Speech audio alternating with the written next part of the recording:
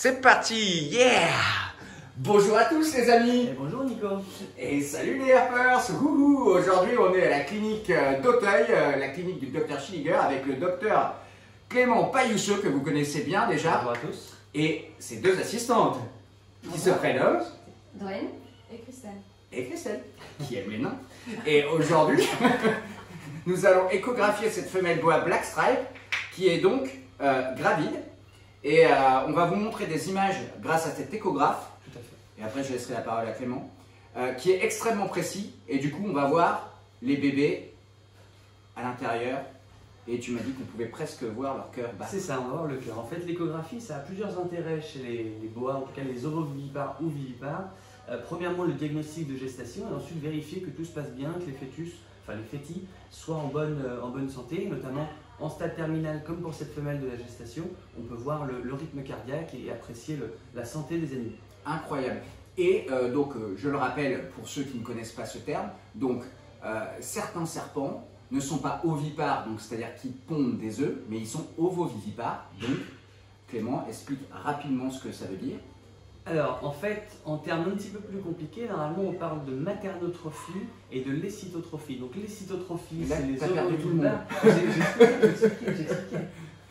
Donc, lécytotrophie, c'est les ovovivipares, maternotrophie, c'est les vivipares. Donc, en fait, vous avez réellement, pour les maternotrophes ou vivipares, une structure placentaire, alors que les ovovivipares, vous avez uniquement finalement un œuf sans coquille avec une imbibition et des échanges entre la mère et le petit, mais pas réellement de structure de type placentaire comme on aurait sur un mammifère. Donc voilà, en gros, pour les bébés boa, ils naissent dans des poches qui sont des œufs non calcifiés, pour faire clair. Hein, et les bébés ont un sac vitalin, exactement comme un bébé python qui sort d'un œuf. Donc je vais venir chercher les caméras et on va voir. Et c'est parti. Alors voilà, on est obligé de la mettre sur le dos, donc c'est pour ça qu'il faut du monde avec nous. Some people, yeah.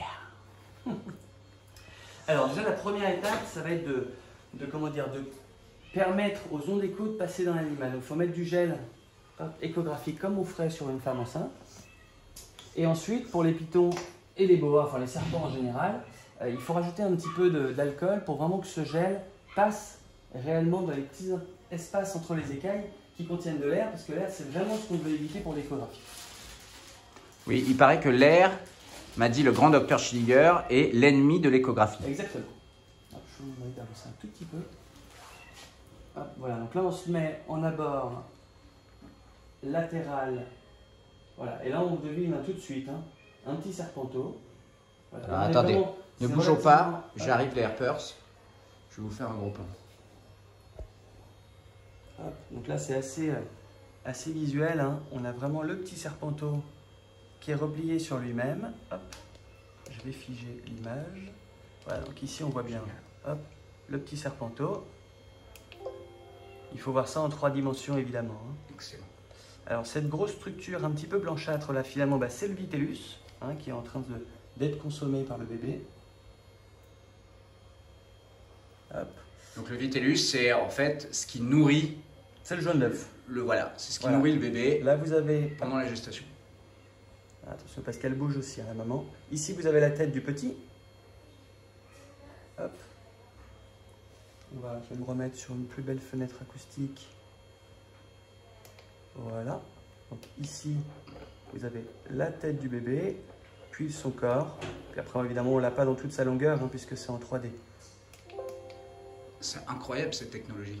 Et ensuite, donc, ce qu'on va essayer d'apprécier, voilà, qu'on a juste ici, vous voyez son cœur qui bat, juste là.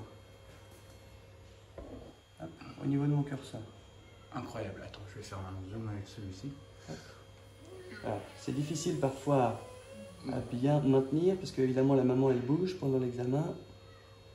Et là on a une structure qui fait à peine, même pas, on va dire 5 mm. Incroyable. Voilà, et puis maintenant on a vraiment des outils échographiques qui sont assez performants et on peut calculer la fréquence cardiaque, enfin pas nous mais la machine. Donc on va se mettre dessus. Incroyable. Que la maman, donc là les Harpers, en vrai, on est en train de calculer la fréquence cardiaque du bébé boa qui est à l'intérieur de la femelle adulte. Vous voyez le truc de fou quand même. Attendez, hop, c'est pas tout toujours aussi facile.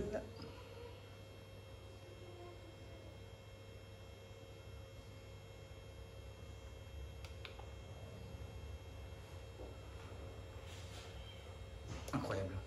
Voilà, donc on a une fréquence de 34 environ. 34 battements Exactement. par minute. C'est assez bas, mais on est sur du reptile. Hein. Tout dépend de la température, évidemment, Incroyable. comme chez les adultes. Hop. Voilà, et donc après, on peut aussi les compter. Et donc sur elle, Nico, je t'avais dit, il y en a 7. Hein. Alors attention, vous voyez, là je vous remonte la position de l'échographe. Hop, on va mettre un petit peu de gel. Donc là, c'est relativement facile puisqu'on est en stade terminal. Donc on voit évidemment les petits. Au stade précoce, c'est assez compliqué de savoir est-ce que l'animal fait des slugs. Donc des slugs, c'est en fait des œufs qui sont non fécondés, mais donc c'est pas des œufs puisque c'est pas une espèce qui va faire une coquille. Hein. Il n'y a pas de glande coquillère au niveau de l'utérus des boas. Ou si finalement c'est un animal qui vient de faire des bébés, donc l'ampoule fétale va être toute petite, voire inapparente au tout début. Donc là en fait, en gros les herpers, la gestation d'une femelle boa, on va dire que c'est aux alentours d'une moyenne de 120 jours, 125 jours, variable en fonction de la température, tout ça.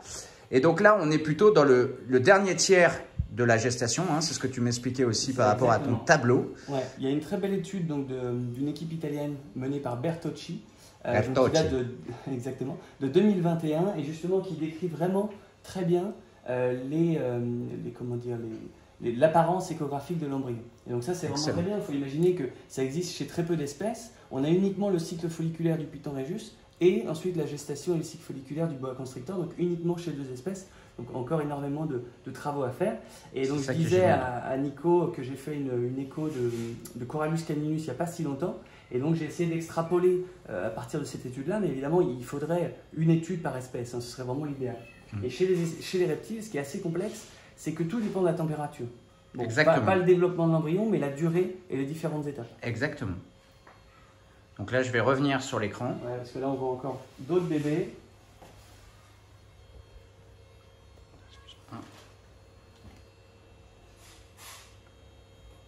Tu peux les nommer si tu veux, Nico. C'est Kylian.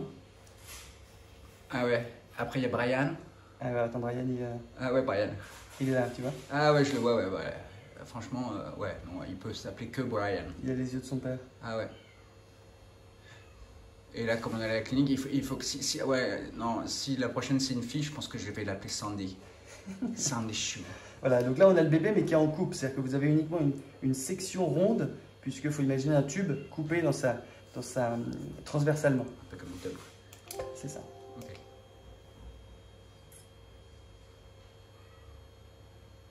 Et voilà, parfois on peut voir des signes d'infection, des signes de torsion de l'utérus. Donc là, on en est à combien là? En termes de jours? Non, en termes de bébé. Ah, en termes de bébé, on a dit qu'on l'avait compté. Je les avais comptés en coulisses, mais je crois qu'on était à 7. 7. Là, on a une structure ronde, qui est la vésicule biliaire, donc vous savez que les bébés vont être après. Donc vous imaginez, là, les herpers, ils vous disent ça comme s'ils lisaient le journal, mais en fait, ça demande un énorme apprentissage d'arriver à lire des échographies comme ça, savoir que ça, c'est la vésicule biliaire, ça, c'est le cœur, etc. Et il faut dire que Clément, il a une grande expérience de l'échographie. Hein, ici, tout le monde est passionné d'échographie. Hein. Lionel est passionné d'échographie, tu es passionné d'échographie. Il faut une vraie expérience pour lire les images. Parce que par exemple, je pourrais avoir cet échographe chez moi, mais je pense que je ne comprendrai rien à ces masses grisâtres qui se déplacent à l'écran. Ouais, Nico, je peux te dire que tu auras 7 bébés et 1 slug. Ouais, pas mal. En fait, l'année dernière, elle avait fait 11 bébés. L'année d'avant, elle avait fait 7 bébés. Quand tu regardes celui-ci, tu vois, là, tu as une masse un petit peu comme du jaune d'œuf, oui, mais qui n'est pas accompagnée d'une structure, enfin pas d'un petit. Donc ça, ce sera un slug. Ça, c'est une ovule non fécondée, en fait. C'est ça. Voilà, les herpers. Bon, et ben, je vous ai emmené au fin fond du tréfonds d'un boa constrictor femelle, grâce au docteur Payus. Oh yeah. Merci beaucoup, docteur. Mais de rien, j'espère que vous en avez appris. Merci beaucoup, mesdemoiselles. Les animaux. Vous avez été super. Et voilà. Les herpers, je vous dis à très bientôt. Salut!